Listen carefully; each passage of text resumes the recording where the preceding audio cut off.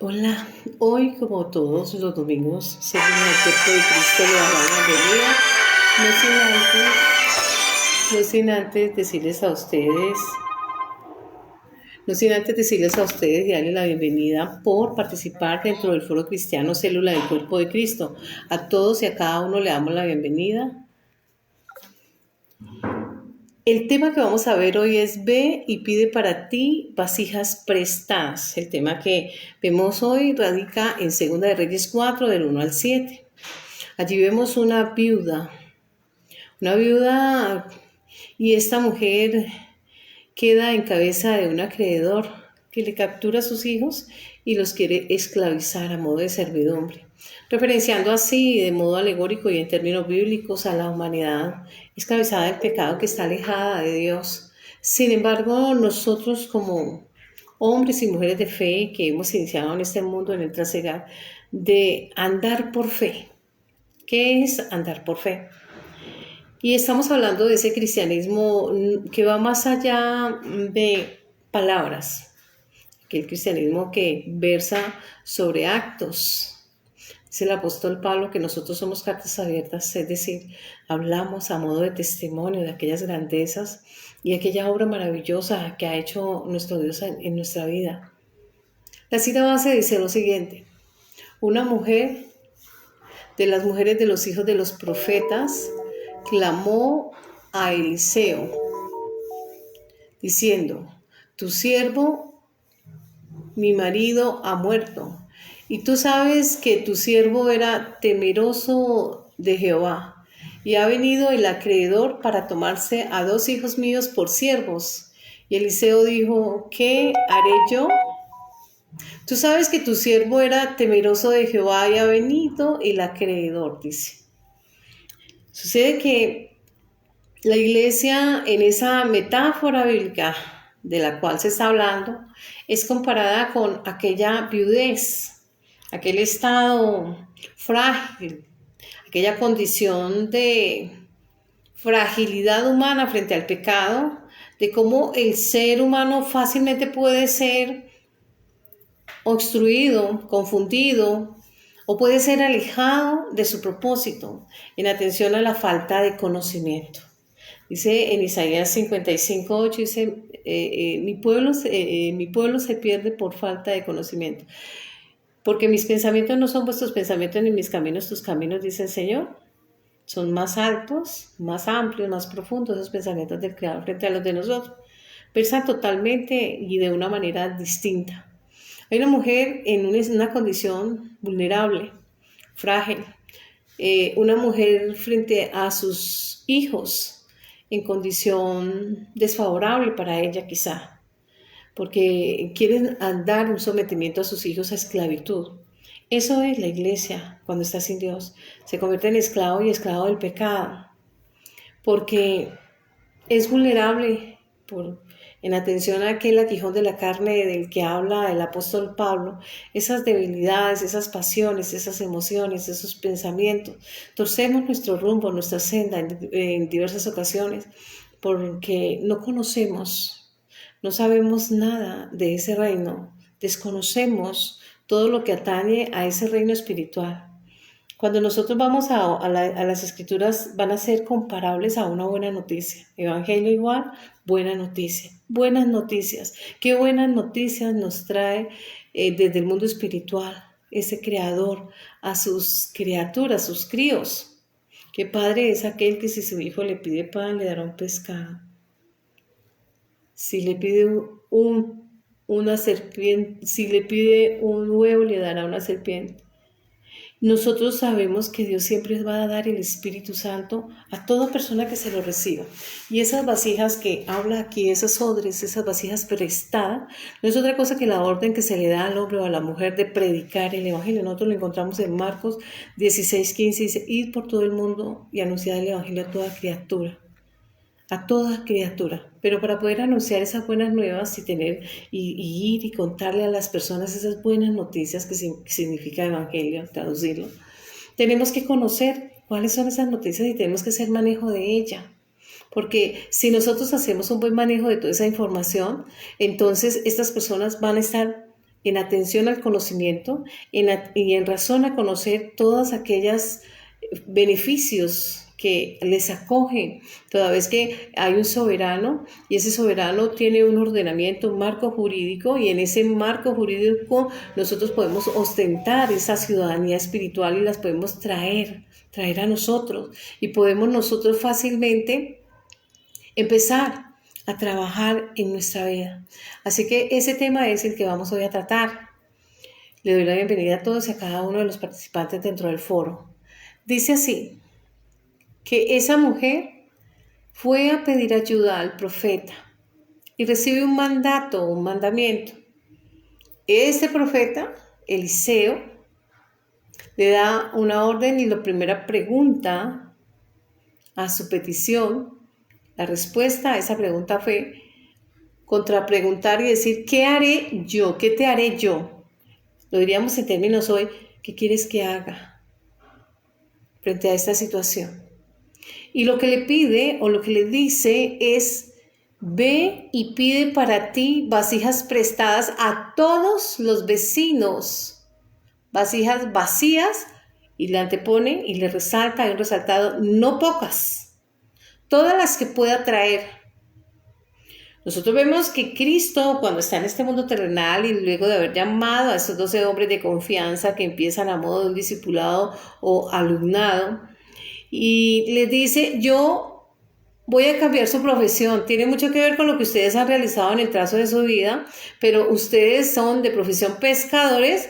Ahora pues, en el ejercicio, en toda esa experiencia que ustedes desarrollaron, en todos los hábitos, las costumbres, los usos, el conocimiento y todos esos experticios que ustedes hoy dan en atención a la experiencia adquirida durante el tiempo que ejercitaron la pesca, porque son conocedores de toda la herramienta, y no solamente conocen la herramienta, sino conocen el campo en sí, conocen a profundidad, conocen cuando hay agua mala, conocen todo lo que atañe a la pesca, conocen sobre los instrumentos a usar, la red, el anzuelo, todas estas cosas, y saben elaborarlas, porque saben las tramas al tejer cada reza, conocen cada trama, cómo la van a realizar y demás, cuál es el material que van a usar, qué distancia del uno a otro, en qué medida, cuál es esa aguja que se va a utilizar para la creación, cuáles van a ser esas plomadas o esas carnadas, también van a conocer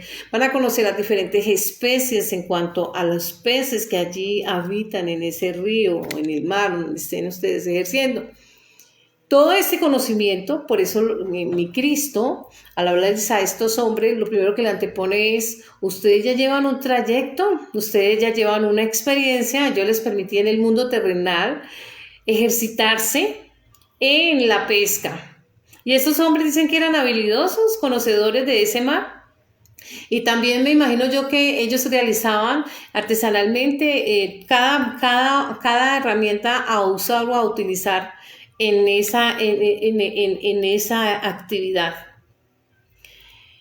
Y allí estuvieron un trazo hasta que aparece Cristo. Algunos de ellos, porque podemos ver en Juan, cómo algunos de los discípulos de Juan fueron Pedro, el hermano Andrés y Jacob, y que se unieron al ministerio de Cristo, porque el testimonio que Juan daba. Y así las cosas, estos hombres se venían preparando, ellos no emergieron de la nada. Había una serie de vicisitudes y de experiencias que Dios le había permitido a cada uno de ellos en el ejercicio real de la profesión de pesca, y cómo cada uno de ellos artesanal o elaboradamente realizaba su herramienta de trabajo. Cada uno de ellos ostentaba esa herramienta, no iban a ir a presentarse al lugar sin ella. Y efectivamente con esto tenían su sustento, sus ganancias, y ese era su trabajo. Ahora pasaban de un trabajo terrenal a un trabajo espiritual desde el mundo terrenal. Por eso una y otra vez en los 4 evangelios vemos que hizo un llamado a muchas personas y les invitó. Algunos esgrimieron excusas. Deja que entierre a mis padres, etcétera. Diferentes excusas frente a la propuesta de llevar ese buen anuncio o esa noticia buena o esas buenas noticias que es el Evangelio. Difícilmente el hombre del común puede entender, porque esa viuda es viuda porque hay un causante. Su cónyuge ya fue arrebatado del plano terrenal, perdón. Y entonces ya nuevamente en su estado le debe sustentar esa casa, sus hijos, debe tomar las riendas, pero necesita la ayuda de ese profeta para la instrucción. Nosotros contamos con el Espíritu Santo. Y la orden fue que fuera a la vecindad, le dice, ¿qué tienes en tu casa? Y ella solo le dice, diríamos hoy, las manos para trabajar. ¿Qué pasa? Ella dice, solo tengo una vasija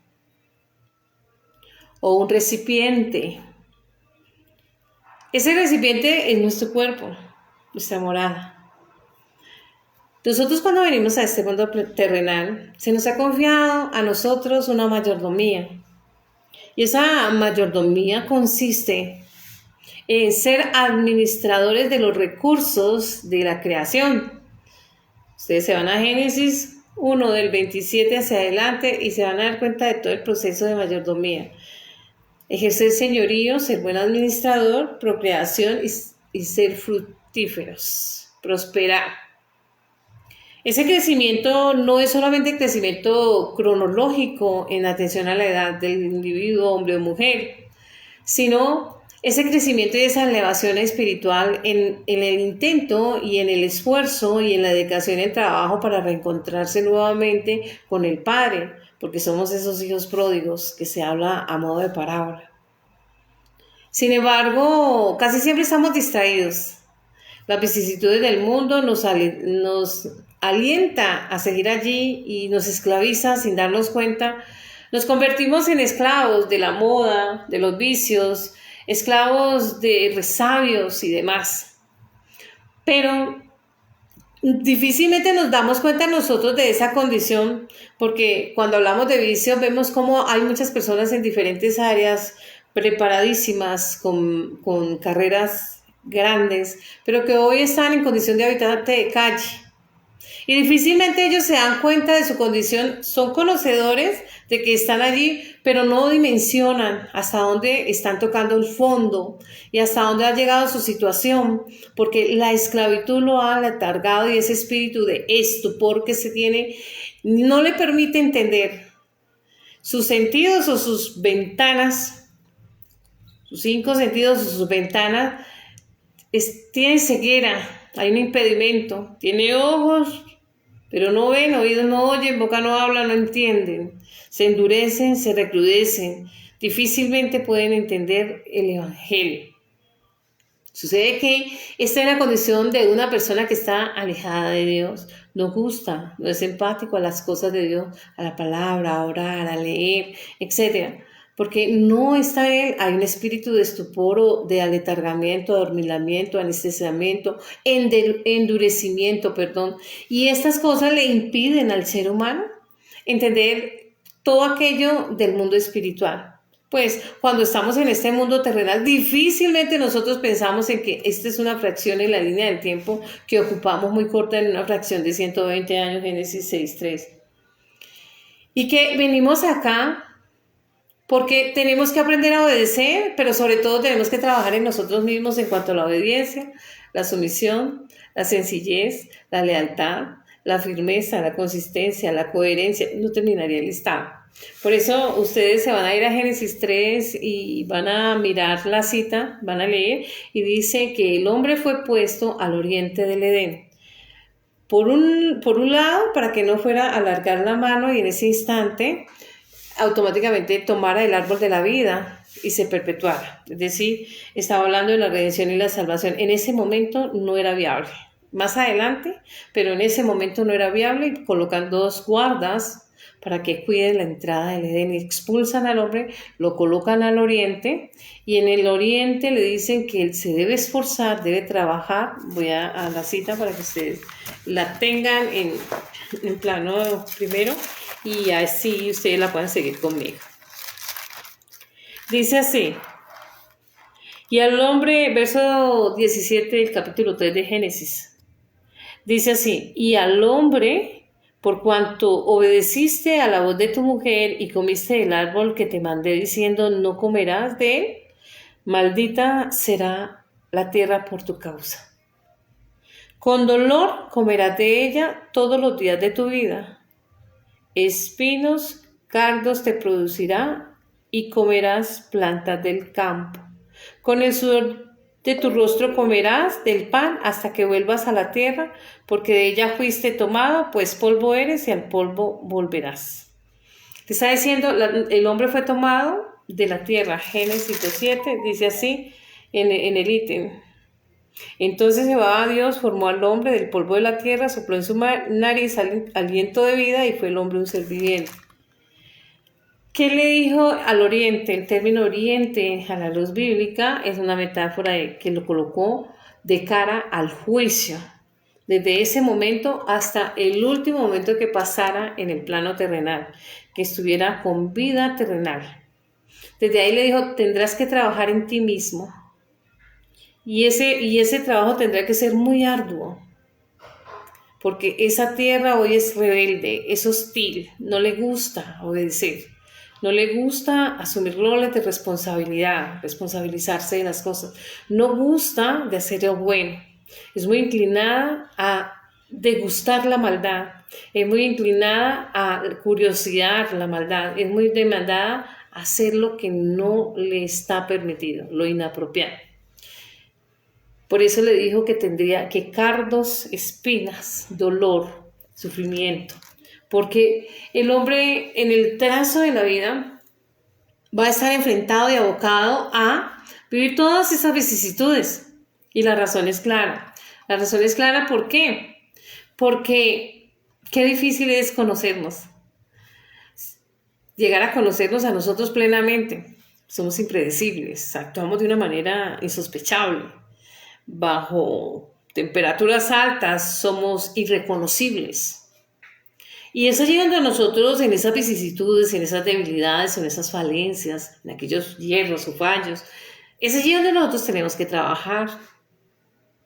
A esta mujer, a esta viuda que significa la humanidad, quedó viuda ¿por qué? Porque su maestro, su Señor, su esposo, Isaías 54:5, el Señor tu Dios es tu marido, fue crucificado. Tenía que, ese sustituto nuestro, la humanidad es la mujer, representada en la Biblia, pero en ella está ambos géneros, el hombre y la mujer. Así las cosas, esa persona, su esposo es Dios y él como sustituto por el pecado que ella misma le dio en la ingesta, en Génesis 3, verso 6. Y vio la mujer que el árbol era bueno para comer y que era agradable a los ojos, codiciable para alcanzar sabiduría.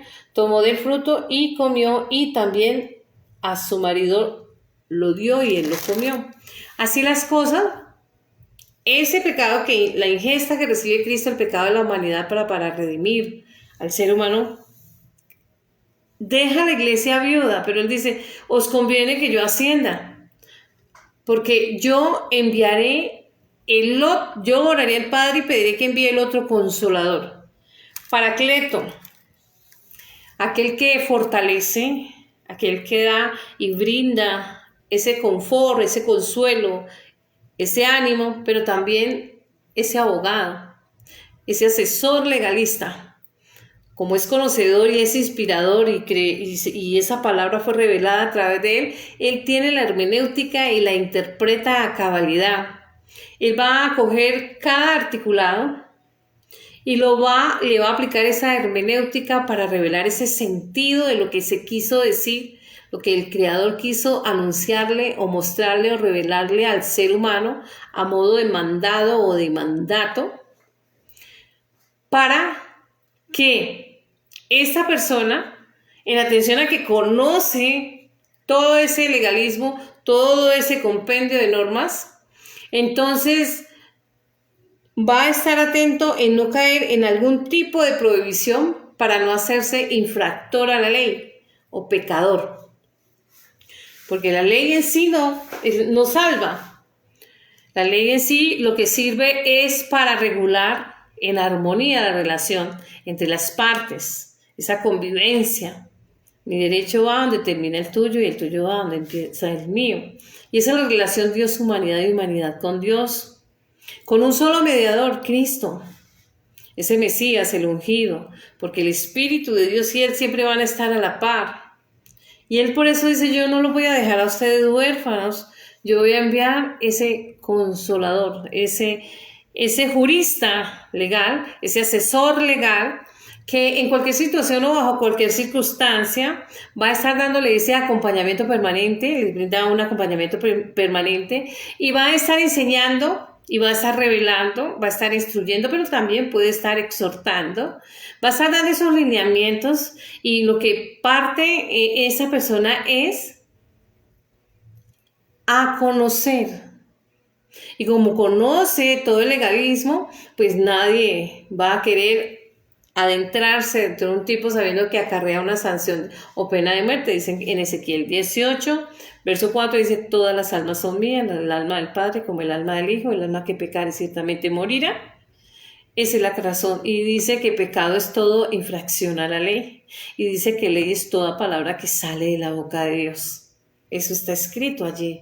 Nosotros pues, cuando vemos esto, lo que hacemos nosotros, tenemos ese asesoramiento jurídico permanente de esa ley y este órgano encargado nos va a enseñar a nosotros a interpretar cada palabra, no al acomodo, no al capricho humano, no bajo la premisa de filosofías humanas, ella misma se interpreta.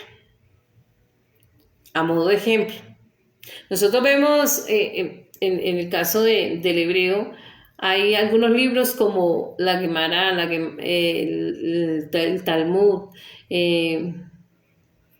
la Gematría, etc. ¿Para qué? Son auxiliares que le van a ayudar a la persona en la lectura de la palabra.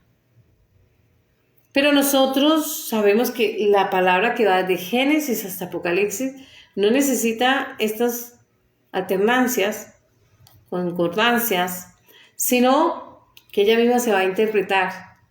Así como ella fue, toda la palabra es inspirada por Dios para redarguir, exhortar, instruir, etc. Entonces, ¿y quién le inspiró? El Espíritu Santo.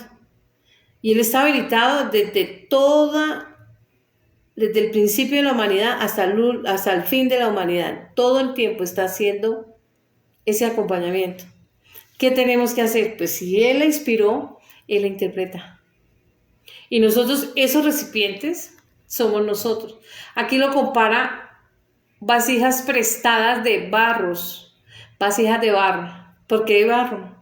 Nosotros nos vamos, ustedes con más tiempo allá en sus casas van a leer Jeremías 18 y ahí van a ver que el Creador hace una parábola bíblica y dice que Él es como ese alfarero, que vaya a esa casa del alfarero y mire la labor de en la construcción de aquellos vasos, desde el momento en que, imagínense todo el proceso, ya hay un estudio de ello, que desde el momento para seleccionar aquella arcilla, desde ese momento para hacer todo el tratado de limpieza, depuración, masaje y demás, hasta ya tenerla lista y mandarla a esa habitación para que llame costra, es decir, esa es la intimidad, similar a la intimidad del hombre, porque le llama apartarse, y allí, desde el silencio, allí va a estar en una celad, va a estar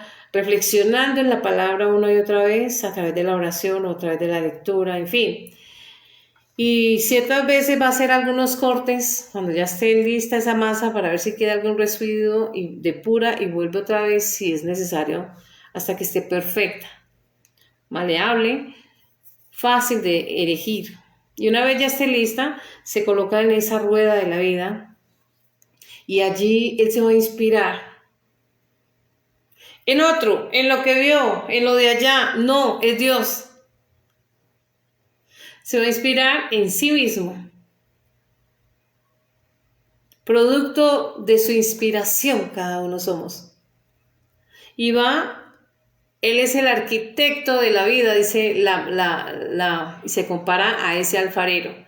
Leamos pues Jeremías 18, 1, 5. Palabra de Jehová vino a Jeremías diciendo, levántate y vete a casa del alfarero, y allí te haré escuchar mis palabras. Descendí a casa del alfarero, y aquí trabajaba sobre la rueda, y la vasija de barro que él hacía se echó a perder en la mano. Eso es el hombre, una vez nace, crece, se contamina y se vuelve pecador, se echa a perder. ¿Pero qué pasó? Volvió y la hizo de esa vasija a otra vasija. Es decir, una redención, una transformación, un arrepentimiento.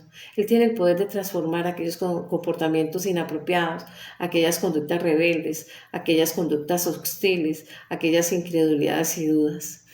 Y dice que la hizo otra vasija, hubo una transformación de ese hombre. Según le pareció mejor hacerla, entonces vino la palabra de Jehová diciendo, y hoy se le pregunta a usted, ¿no podré yo hacer de vosotros como ese alfarero o casa de Israel? Compara a la iglesia o al pueblo de Dios con esas vasijas, al hombre y a la mujer, en diferentes edades, culturas, idiomas, etc. Lo está comparando y él es ese alfarero, el constructor, el arquitecto, un arquitecto maravilloso. Vamos a la siguiente cita. La encontramos en Hebreos 31, del 1 al 6. Por tanto, hermanos santos, participantes del llamamiento celestial. Ese es el llamado que se le hace a esa viuda o a esa humanidad en pecado. Al arrepentimiento, a volver su rostro a Dios. Segunda de Crónicas 7:14. Si mi pueblo se humillare sobre el cual mi nombre es invocado, confesaré sus pecados y volveré su rostro a él. Entonces la respuesta es que él sanará la tierra, restaurará esa vida como ese alfarero. Nosotros pues vemos que hay un llamamiento celestial para todos. Pero es que habla, desde el vientre te escogí y yo te busqué. Entonces, ¿qué? ¿Blanco, negro, azul o café? No. Dios hizo un ser humano libre, con un libre albedrío, el libre arbitrio, libre albedrío o libre manifestación de su voluntad a través de los hechos o de las palabras o de los sentires manifestados externamente en hacer o no hacer algo y elegir si hacer lo bueno o lo malo. Existen dos fuerzas únicamente, el bien y el mal. El que no es conmigo es en contra. El que no está frío está caliente. Así vemos. Y esa postura, esas dos fuerzas, esos dos trenes están ahí. Entonces, nosotros elegimos, seguimos a Cristo, seguimos el bien, y si no queremos seguirlo, pues ya automáticamente estamos en el otro bando. Así de sencillo. No necesita mucho esfuerzo. Ahora bien, ese llamamiento es al arrepentimiento, pero no solo al arrepentimiento, sino a operar todos esos cambios que conlleva esa aceptación de Cristo como Mesías o como el ungido de Dios, el Salvador y el Redentor de este mundo. Primera de Juan 5:1, Juan 1:12-13 dice, hijos engendrados no por voluntad de hombre, por carne, ¿sí? Ni por sangre, sino por voluntad de Dios. Y empieza el operar el Espíritu Santo. Esa es la vasija de barro. ¿Por qué el Señor nos compara a nosotros como esa vasija de barro? Porque el barro es frágil. Ya vemos el principio del barro. Él va a tener todo un debido proceso y en ese proceso de transformación, de elaboración, construcción, hasta erigir el vaso, luego va a pasar a un horno, si es según el vaso, si es para uso de bebidas frías, bebidas calientes, o si es un vaso únicamente para colocar como decoración y mostrar. de lujo, o si es un vaso histórico, o para lo que sirva el vaso. Va a tener un propósito de barro, porque también el barro, una vez procesado, es resistente. Una vez procesado, lo decíamos hace un segundo, si lo hicieron para temperaturas altas, va a soportar esas temperaturas, o si lo hicieron para temperaturas frías, de igual manera. Ese contraste entre la fragilidad y la fortaleza es el ser humano. Semejante a Dios, parecido, no igual. Por eso no debemos de ser igualados e irrespetuosos, porque a veces en atención al orgullo, a la arrogancia, a la soberbia, nos creemos más que los demás y somos un grano de arena en el océano. Y tan arrogantes a veces y tan soberbios, porque esos son las mentiras y el engaño que nos da el mundo. Hacer de nosotros esas personas fatuas. Nosotros tenemos que aprender a ser prudentes y sencillos a la hora de saber y entender el Evangelio. Entonces me quedé en Hebreos 31:6, voy en el verso 4. Porque toda casa es hecha por alguno, pero el que hizo todas las cosas es Dios. Él es el dueño de todas las cosas, siendo una cosa nosotros. Parte de su creación, todas las almas son mías. Ezequiel 18:4a. Entonces, nosotros pues somos abocados y llamados a dar un buen testimonio, pero también a estar en obediencia y a tornar en obediencia, como aquel hijo pródigo vuelve a la obediencia hacia su papá, hacia su padre. ¿Qué recibió esta mujer, esta viuda, esta humanidad sin Cristo? Pues tenía a expensas esa iglesia los hijos a esclavitud del pecado. Ahí estaba ese acreedor. Ese acreedor estaba cobrando. Y estaba cobrando a esos hijos. Y ella necesitaba pagar el rescate. El rescate lo pagó Cristo en la cruz.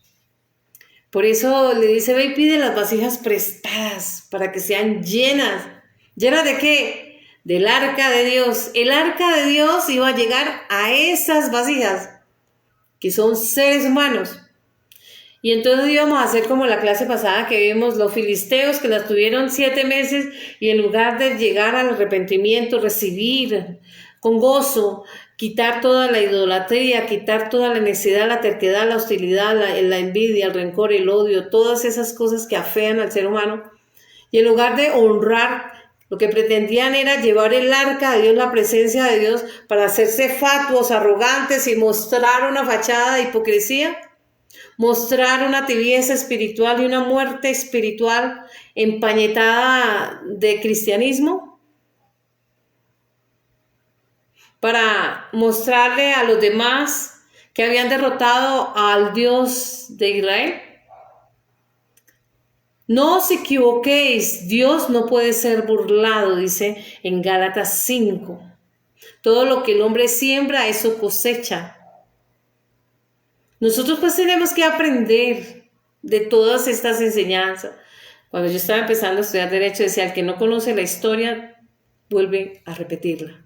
Esa es su condena. Nosotros, conociendo la historia de estas personas que llegan y llega la presencia, el arca de Dios, el arca de la alianza, el arca del pacto, el arca de la presencia de Dios, llegaba a ese pueblo hostil, pero ellos no la llevaron en atención a una conversión real y cierta. No la llevaron para operar esos cambios, esa transformación y recibirle y someterse a obediencia, para dejar todo aquello que le alejaba y ampliaba la brecha de distancia entre Dios y el hombre. No. Ellos llevaron el arca de la alianza para colocarla al lado de su ídolo. La fertilidad, los cultivos y todo lo demás. Y sorpresa, al día siguiente encuentran este ídolo destrozado, doblado ante la presencia del Todopoderoso. Recuerden que Él es Dios, el principio de todo poder, omnisciente, omnipresente, omnimodo, omnisapiente. Y así las cosas, empezamos nosotros a mirar que a veces estamos turbados, atribulados, que como atontados con ese espíritu de estupor, porque nosotros somos esos guardas, esos porteros Se nos confió los bienes, siendo el principal bien nuestra vida, nuestra alma, y los demás bienes, nuestros hijos, nuestra familia por ascendencia, descendencia, colaterales y por extensión. Así las cosas, estamos atontados y estamos entretenidos. No hemos aprendido a ser responsables, nos falta madurar. Y esto hicieron estos hombres, y en esos 7 meses que ellos pretendían y creían que era el hombre que había inventado a Dios, y no Dios al hombre, Dios les demostró, porque al igual que sucedió con Egipto, lleno de plaga, de ratones y de tumuraciones y de muerte, desastres en todo. Y ellos eran conocedores de todo lo que había hecho y temían cuando estaba el arca, porque ellos conocían, apenas se fueron notificados de todo el gozo y el júbilo. Primera de Samuel, ustedes lo van a leer 4, 6, 7. En Crónicas, Primera de Crónicas 13. Y ustedes van a mirar la actitud de cada una de estas hordas o de esta clase o modalidad de persona. Y apenas se dieron cuenta que Israel había llevado allí a batalla para enfrentarlos en la misma guerra que ellos habían iniciado, tuvieron miedo, porque conocían de todo ese poder, de todo ese despliegue, milagros, señales y prodigios sobrenaturales extraordinarios que se hizo en un fortín, en un imperio como el imperio egipcio. Sin embargo, como Israel en su propio terreno fue vencido, porque se confió, porque se acostumbró a la presencia de Dios, porque sucede, y válganme ustedes esta comparación, como cuando las mujeres se casan y luego se abandonan porque ya están confiadas. Hay que alimentar, hay que trabajar, hay que hacerse responsable, ser coayudante, mancomunadamente, esforzarse, etc. Un cúmulo de actividades y de responsabilidades que nosotros adquirimos en ese maridaje de Dios con nosotros y en ese compromiso y en esa alianza, en ese pacto. Sin embargo, estos hombres en esos 7 meses sufrieron el rigor de la presencia de Dios cuando se está en desobediencia. Sufrieron el rigor de la presencia de Dios cuando no quieren saber nada de Dios.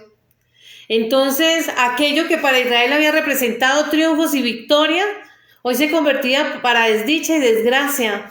Ya queremos zafarnos de esa presencia. Y entonces miramos y consultamos, en este caso los filisteos, a su grupo de trabajo, videntes, hechiceros, sacerdotes, etc. Y ellos dan un concepto.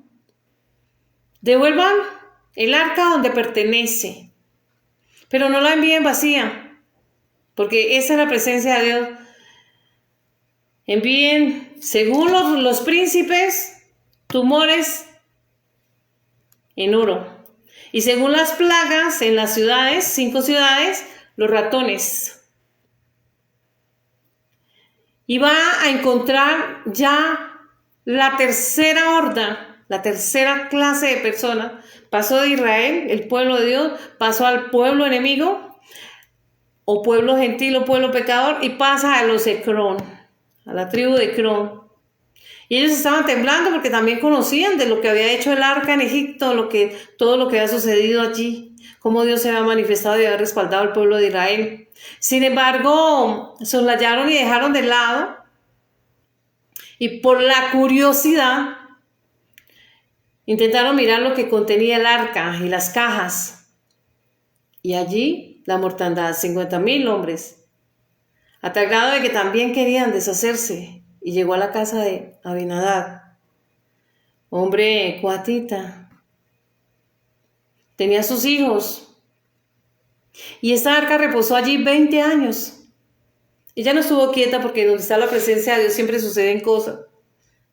Dice el Espíritu de Dios, donde esté el Espíritu de Dios siempre suceden cosas. La presencia de Dios, Él siempre está actuando, porque Él es un Dios compasivo y misericordioso.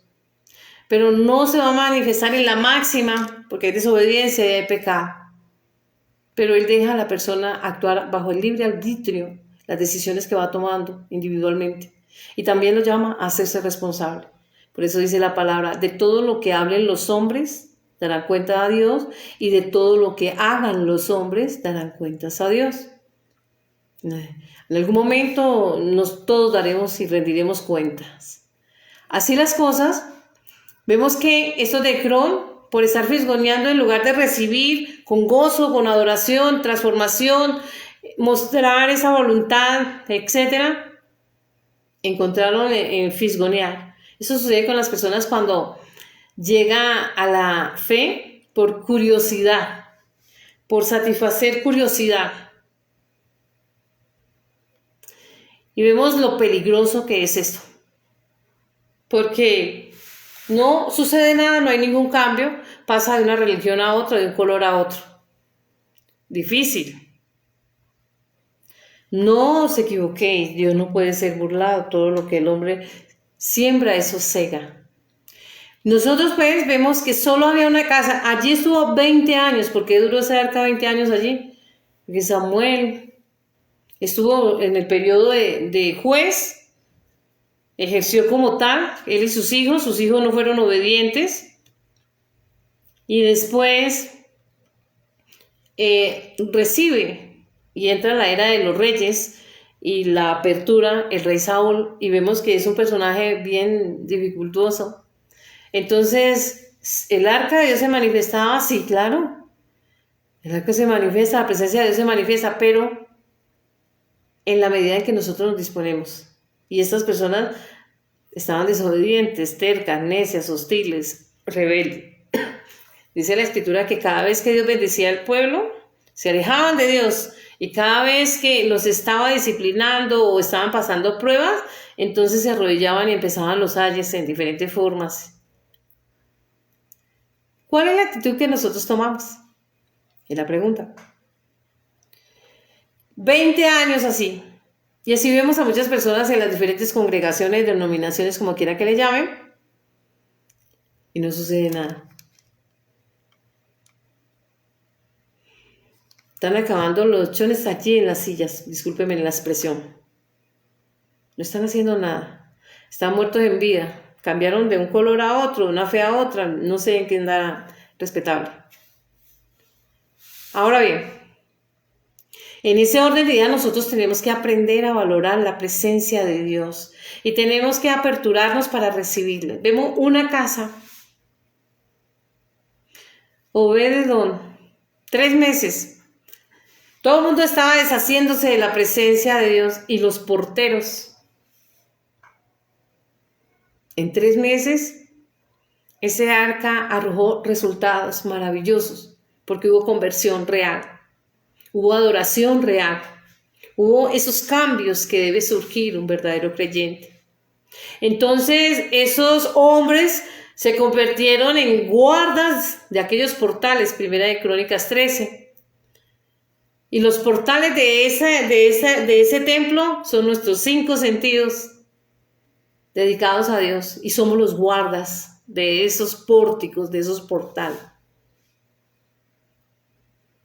Y vemos que lo que hubo fue bendición a tal grado de que se diseminó el rumor en todos los rincones hasta llegar al rey David, de cómo había sido bendecido él y su casa.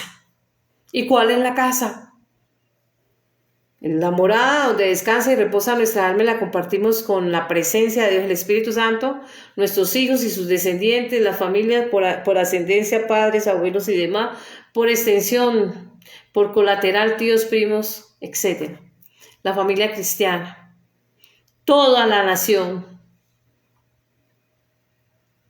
a tal grado de que automáticamente se contagió el rey David de esa adoración, de eso que sucedía allí, porque él pudo hacer una lectura rápida y dijo, obediencia igual a, adoración igual a. Y entonces alista su comitiva y alista todos los ciudadanos de su reino, los preparan previamente, llevan todos los instrumentos de adoración y él lidera esa adoración. Vemos que cuando estaba el arca donde Abinadab y Usa la fuerza, toca el arca, muere. Y entonces él se preguntó, ¿pero qué pasó? Si es el arca de Dios, nosotros somos del pueblo, ¿qué sucedió aquí? Hace una reflexión, estudia, investiga la palabra, investiga la ley, se va a Números, se va a Levítico, y entonces empieza y dice, claro, ellos son coatitas, son las personas encargadas de transportar en hombros, previamente preparados, temerosos. Y no gozaban estos hombres porque eran bien desobedientes y se preparó a Eleazar para ser el custodio mientras estuvo allí, pero los otros estaban muy desprevenidos, muy relajados, diríamos a términos de hoy. Y quienes eran encargados de tocar o de embalar el arca es los sacerdotes, los de Leví, descendientes arónicos o de Moisés. Así las cosas. Si nosotros queremos acoplar y hacer las cosas como pensamos o creemos, como inferimos y demás, estamos en desobediencia. No hacemos nada.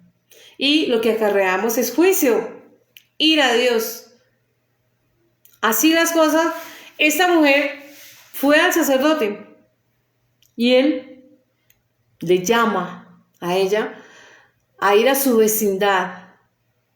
La presencia de Dios. Primero ella tenía que llenarse. Ella dijo, solo tengo una vasija. Bueno, llénela. Para que de ser un recipiente de la gloria de Dios, se convierta en fuente para llenar otras vasijas. Transformación. Juan 3, ustedes lo van a leer en sus casas y habla lo que es de la carne, carne es, y lo que es del espíritu, espíritu es. Y le dicen a Nicodemo, tienes que renacer.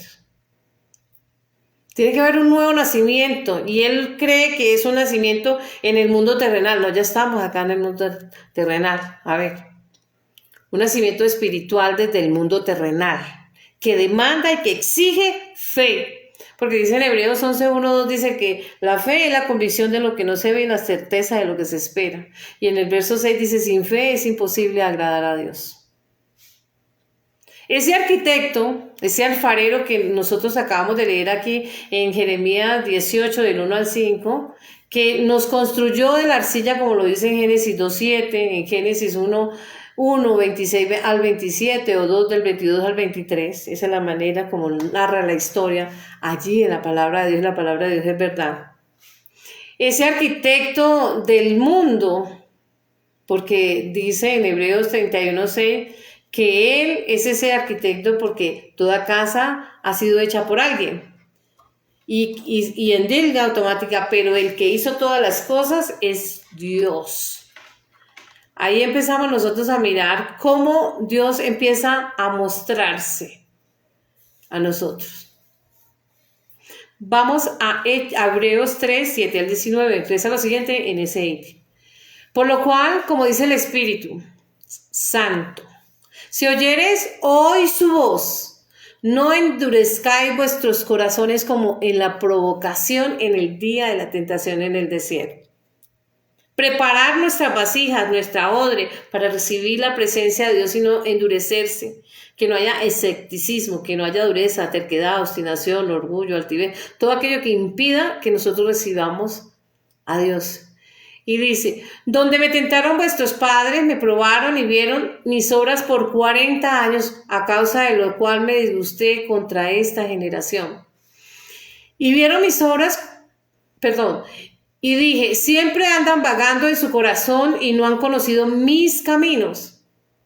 Por tanto, juré, no entrarán en mi reposo. Y el reposo es Cristo, no habrá salvación para ellos. Mirad, hermanos, que no haya ninguno de vosotros un corazón malo de incredulidad para apartarse del Dios vivo. Antes, exhortados los unos a los otros cada día, entre tanto que dice hoy, para que ninguno de vosotros se endurezca por el engaño del pecado. Porque somos hechos participantes de Cristo con tal de que retengamos firme hasta el fin de nuestra confianza al principio, hasta el último día de nuestra existencia. Vamos a mantener esa firmeza. ¿No fue con los que pecaron, cuyos cuerpos cayeron en el desierto?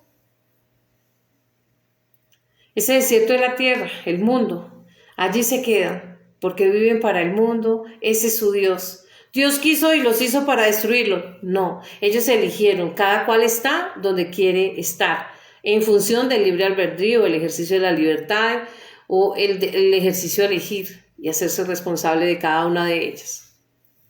Hebreos 11:10 dice lo siguiente: porque estaba preparada la ciudad que tiene fundamentos, cuyo arquitecto y constructor es Dios.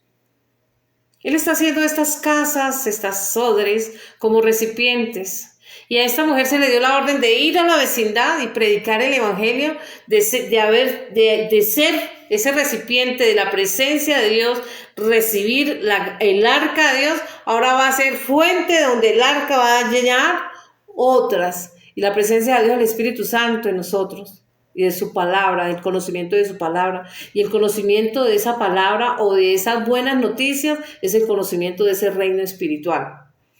Así las cosas, nosotros empezamos a ver la importancia de empezarnos a consagrar. Todos nosotros los seres humanos somos humanos, somos pecadores. Todos. No hay uno que diga que no, ninguno puede decir que no es pecador.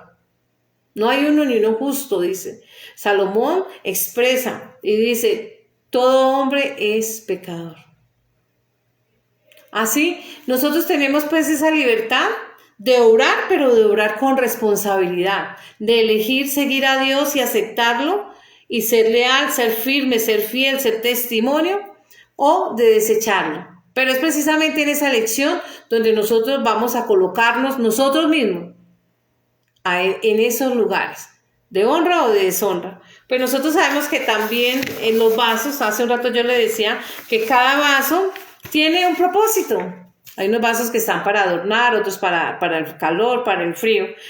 A la luz bíblica nos hablan de vasos de honra, de misericordia, escogidos, limpios, de ira, de quebrantamiento.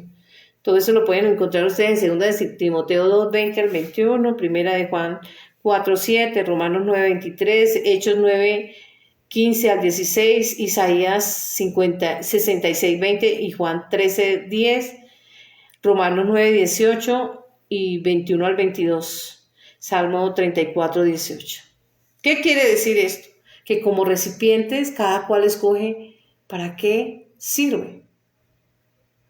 Y cuando escogemos tenemos que hacer lo que creemos en nuestra facultad, porque tenemos esa capacidad. En toda la creación es la única raza que ostenta la calidad de raciocinio, de señorío, de aplicar lógica, de hacer debidos procesos. Y nosotros tenemos que hacernos responsables por eso. Eso que nos hace diferentes nos aboca a ser responsables de nosotros y de nuestro entorno.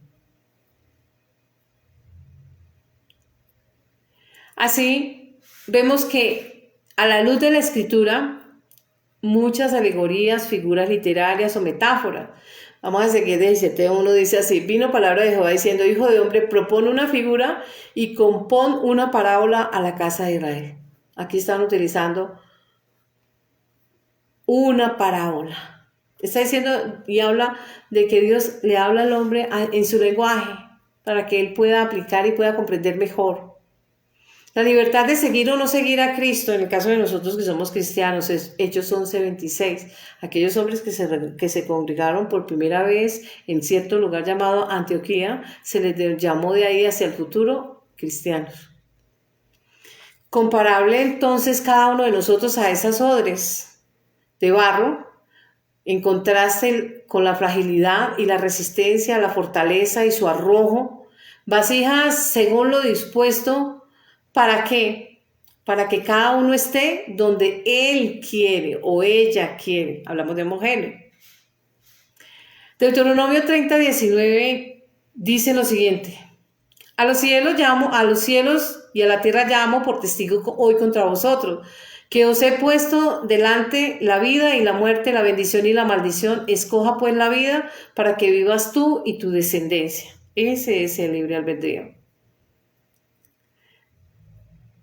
Podemos entonces entender que esa mujer que ha perdido su cónyuge por causa de muerte, que se guardó y no se ha vuelto a casar, es decir, permanece firme en esa promesa o en ese voto, es el cristiano o creyente.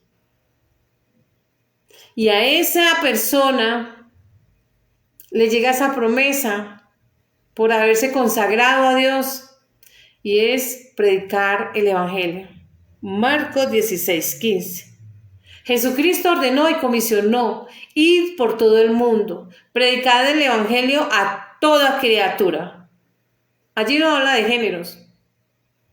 Así, nosotros podemos ver que todos tenemos la vocación a ser esos múltiplos, a ser esos difusores, esos parlantes de la palabra de Dios. Él, en su soberanía, como Altísimo, somete en obediencia a cada alma, a cada vida, dentro del marco de su ley, de su palabra, y le dice que cada uno, como propiedad suya, goza de su presencia, de su hálito de vida, y que nosotros, al recibir su presencia, ese arca o la presencia de Dios, debemos ser adoradores, como Obed-Edom, hombres, él y su casa, él, sus hijos, su parentela, sus bienes, sometidos a Dios. Cuando nosotros anteponemos, vivimos para trabajar y no trabajamos para vivir, entonces hemos colocado lo terrenal ante lo espiritual. Nosotros pues vemos en esta viuda esa metáfora de vida. A veces nosotros, a razón de ciertas circunstancias, quedamos desorientados, imposibilitados, quedamos como perdidos en el mundo terrenal. Nos sentimos destrozados en este mundo, sentimos que no pertenecemos a ningún lado, nos encontramos afligidos, entristecidos y demás. Sin embargo, no estamos solos. Él dijo: yo no los dejaré huérfanos. Y aquí hay una viuda y hay dos huérfanos, referente a la iglesia, a ese hombre y a esa mujer que decide, como lo dice 2 de Crónicas 7:14, si se humillare mi pueblo sobre el cual mi nombre es invocado y volviere su rostro a Dios. Un arrepentimiento pleno, real, cierto.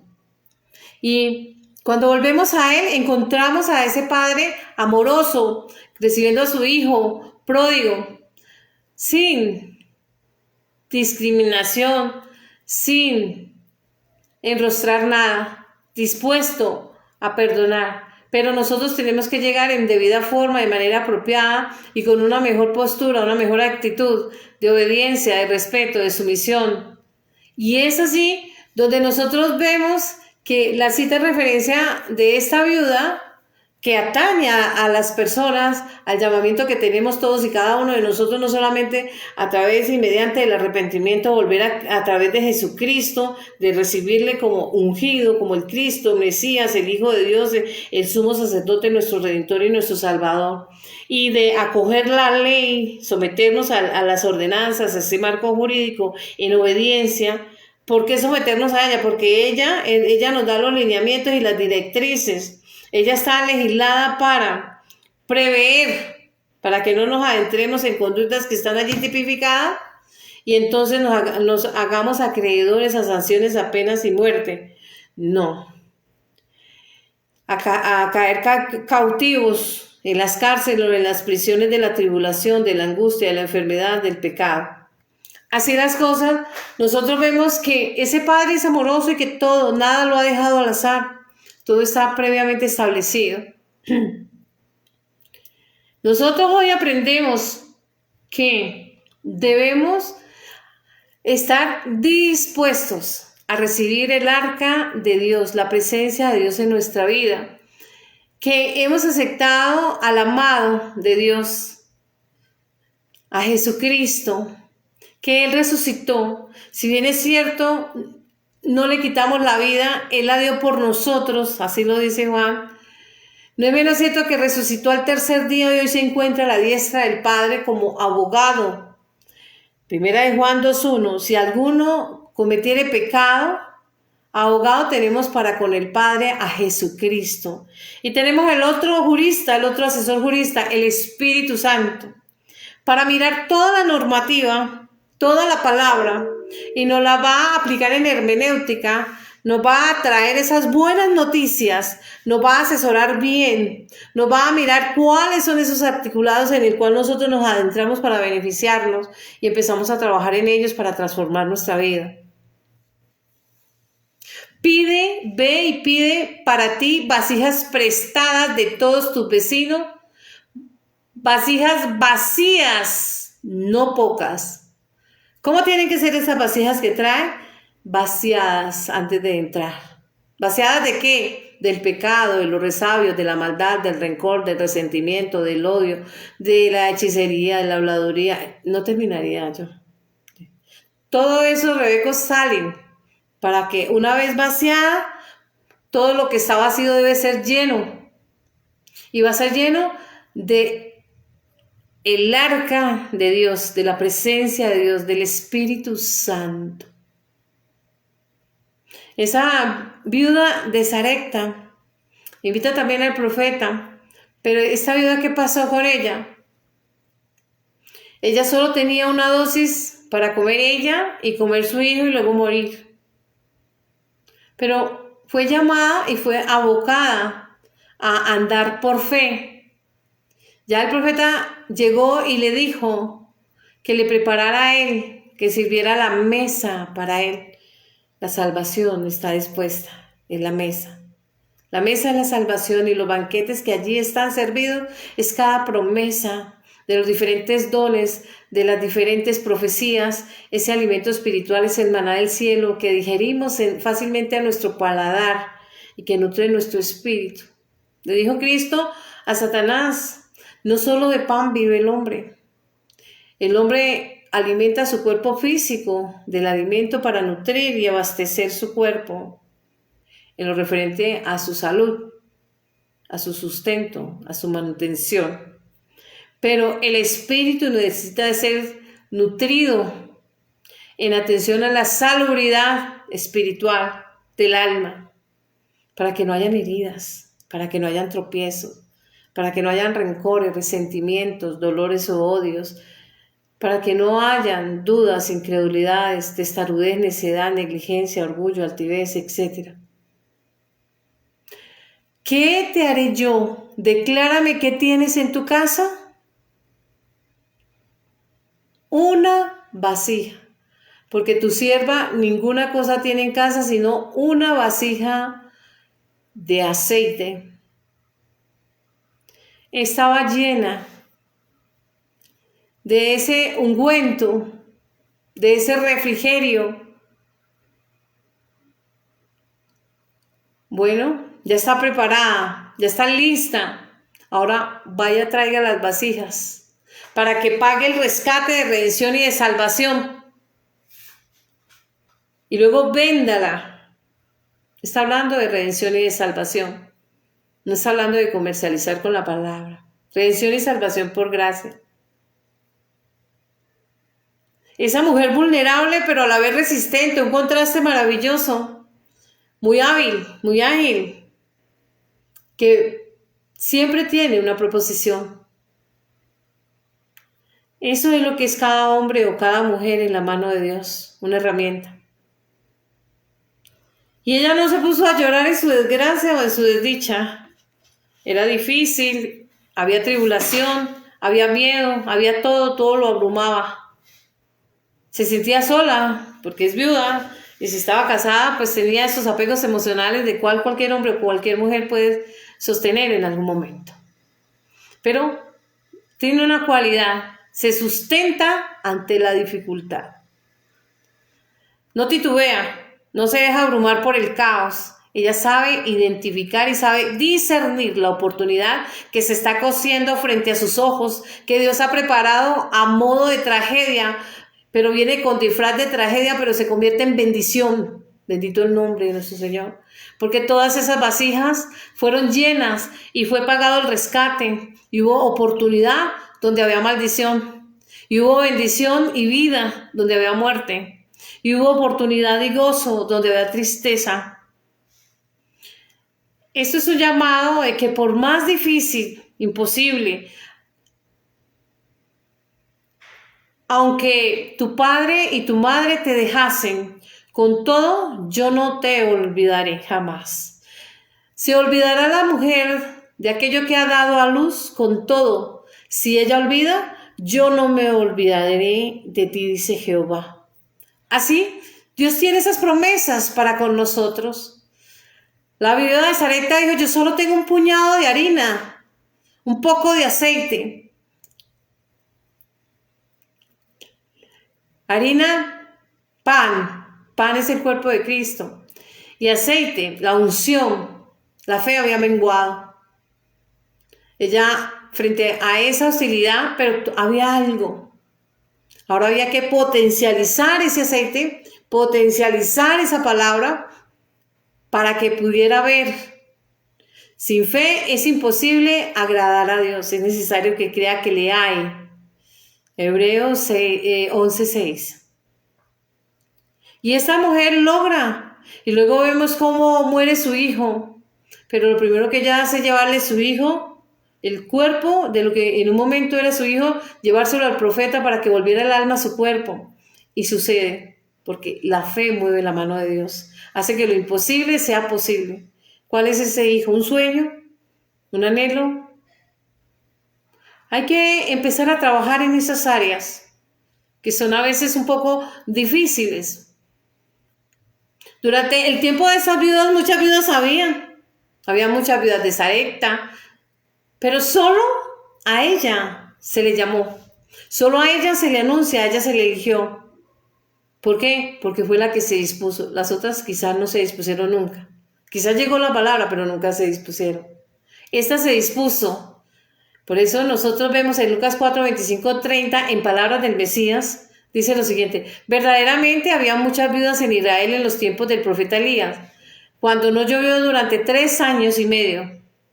Hubo mucha hambre, una hambruna en el país, y Elías no fue enviado a ninguna de las viudas israelitas, sino a una, la de Sarepta, porque estaba preparada. No tenía mucho aceite, pero tenía, y tenía en su vasija un poco de harina. Y en la mujer de la cita de Segunda de Reyes, ella lo que dijo es que tenía una tinaja de aceite, y esa tinaja se multiplicó. La red en trabajo de multiplicación de 5, de 10, de 1000, múltiplos de 100, de 1000, trabajando. La red es el Evangelio. Ustedes lo van a ver en el Nuevo Testamento, en los 4 Evangelios. Habla que esa red es el Evangelio.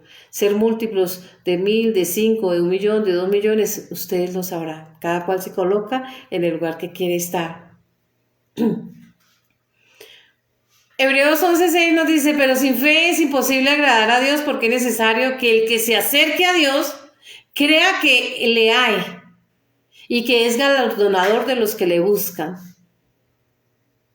Primera de Tesalonicenses 5:24 dice, el que nos llama es fiel y así lo hará. Él no es hombre para que mienta, ni hijo de hombre para que se arrepienta de aquello que ha dicho. Marcos 13:31 dice, el cielo y la tierra pasarán, pero mis palabras no pasarán. Entonces, la viuda fue y escogió y llamó al profeta. No. Dios usó esa circunstancia, orilló su situación hasta orillarla a ella, acercarse al profeta para dar su queja y decirle, tengo un acreedor y es malo, es malvado, me quiere esclavizar los hijos. Pues, por eso en Juan 15:16 dice, no me escogieron ustedes a mí, sino que yo los escogí a ustedes y los comisioné para que vayan y den fruto. Y un fruto que perdure, no cualquier fruto, buen fruto, uno que perdure, que se mantenga en el tiempo. Así el Padre le dará todo lo que pidan en mi nombre. Juan 15:16.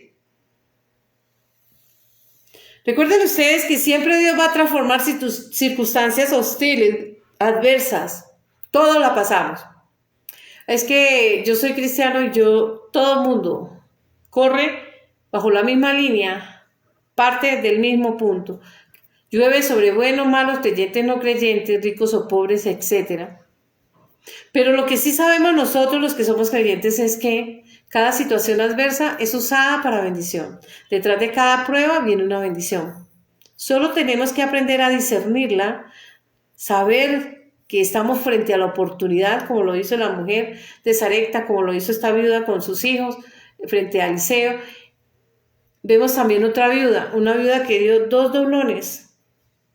Ella no dijo, ay, si entrego esto, baila. Ella dijo, doy de lo mejor y recibo de lo mejor. Dar lo mejor de sí para que haya esa transformación y Dios haga de nosotros nuestra mejor versión, renovada, transformada, diferente. Las circunstancias pueden decir muchas cosas, pero los ojos espirituales, los ojos con revelación, la acústica con buena escucha, buen discernimiento, buena revelación, hace maravillas. Necesitamos esos dones y tenemos que buscarlos. Y los buscamos cuando somos verdaderos adoradores. Tengo dislexia hoy. Bueno. Cualquier persona, frente a cualquier magnitud de problema, se abruma. Y es normal. Somos humanos. Como humanos, expuestos, vulnerables. Tragedias, devastaciones, enfermedades, tristezas, pérdidas, etc. Pero todos ellos son una oportunidad de Dios. Quizá tenemos que deshacernos de resabios, deshacernos de apegos, deshacernos de engaños, de mentiras, deshacernos de cosas malas. Y la única manera de lograrlo es sacudiendo, hacer ese remesón. Y es allí donde nosotros aprendemos que necesitamos unos cambios.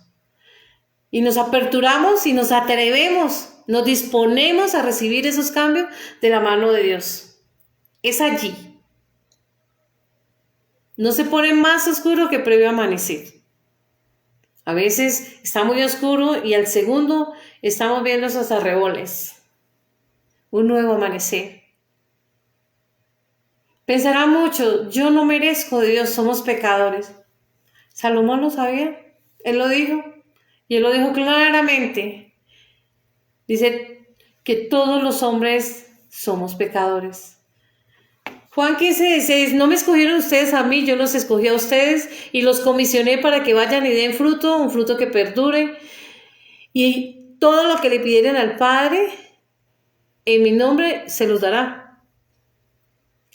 También escogió Dios a quienes, a lo vil, a lo menospreciado, lo que no es nada, para anular lo que es, a fin de que en su presencia nadie se pueda jactar. Por eso Salomón dice, todos son pecadores, pero Dios escoge a esos pecadores para hacer su mejor versión y mostrarla al mundo, y el mundo pueda leerlas como cartas abiertas en palabras de Pablo, leíbles claramente, porque la transformación y el dedo de Dios habla así de su presencia. Vámonos a 2 de Tesalonicenses 2:14. Para esto Dios lo llamó por nuestro evangelio. Evangelio es buenas noticias. Entonces, ¿para qué nos llamó Dios? Para buenas noticias. Para eso nos llamó, para darnos buenas noticias a fin de que tengan parte en la gloria de nuestro Señor Jesucristo. Esa es la buena noticia.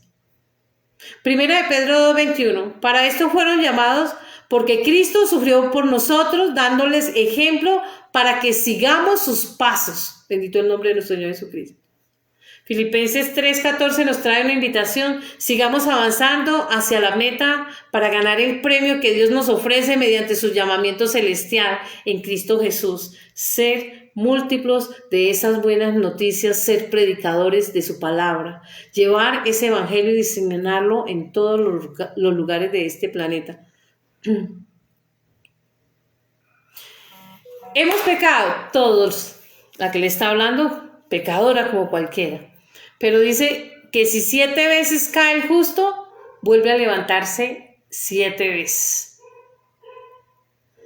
No así el impío, que si se cae, ahí se queda. porque no hay ese sentir. Su pensamiento está aturdido, atiborrado, está embotado en el pecado.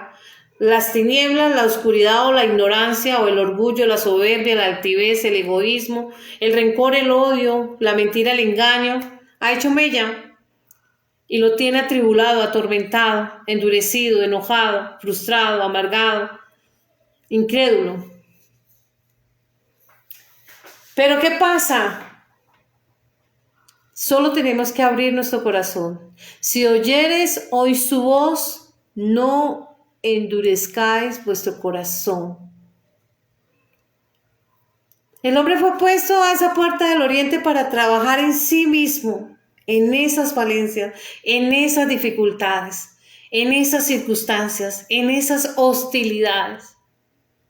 Desde ese momento en que se le coloca en el mundo terrenal hasta el último día de su vida. Así las cosas, ¿qué tenemos que hacer? Buscar a Dios mientras puede ser hallado. Buscar esa meta de salvación, esa meta de redención, de gracia a través de Jesucristo, a través del sellamiento con su Espíritu Santo, de la nutrición alimentaria espiritual a través de su palabra, sus promesas, para honrar y glorificar a nuestro Padre Celestial y poder servirle en obediencia, en reverencia. Y en ese orden de ideas, bajo ese respeto, bajo esa primicia que Él es todopoderoso, nosotros nos despojemos de ese viejo hombre, lo dejemos atrás, porque era un hombre viciado, que solo estaba lleno de mentira, de engaño, de falsedad, de hipocresía. Efesios 4:22. Romanos 6:6. Sabiendo esto, que nuestro viejo hombre fue crucificado juntamente con Cristo, para que el cuerpo de pecado sea destruido en Cristo, a fin de que no sirvamos más al pecado. Romanos 8:5. Porque los que son de la carne piensan en cosas terrenales, pero los que son del Espíritu piensan en cosas espirituales del reino. Esas buenas noticias. Porque ocuparse de la carne es muerte, pero ocuparse del Espíritu es vida y es paz. Hoy, Cristo es esa alianza, es ese nuevo pacto, es esa nueva oportunidad, esa buena noticia.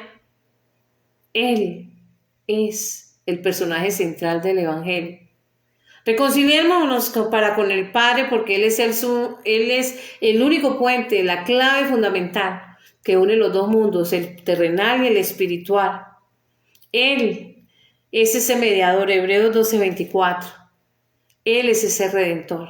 Permita que su vasija sea llena de la presencia de Dios, reciba el arca de Dios en su vida, tenga la capacidad de presentarse y ser receptor, dele la bienvenida mediante la adoración, mediante la alabanza.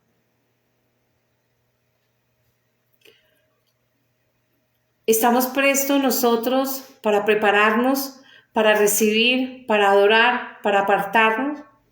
¿O por el contrario, queremos esa orfandad lejos de Dios, sin rumbo y sin esperanza? Isaías 26:20.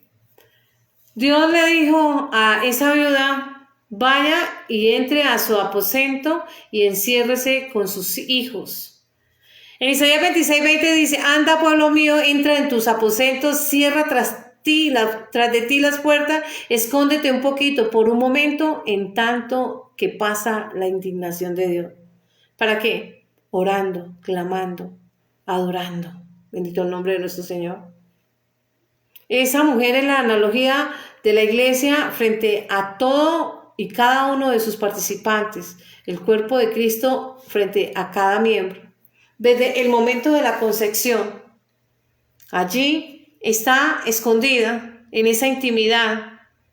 No ha nacido en este mundo, pero ya hay noticias de que va a entrar al mundo terrenal.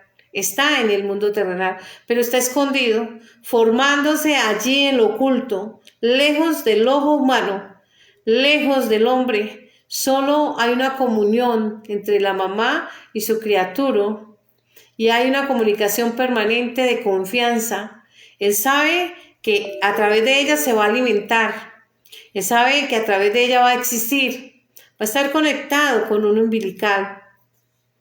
9 meses gestando allí, mientras se forma cada uno de sus órganos, se está preparando para aparecer en el mundo terrenal al ojo público, al ojo de los humanos, para hacer su aparición, su revelación en cuanto a si es hombre o es mujer, y de ahí hacia el futuro va a trabajar todos los días.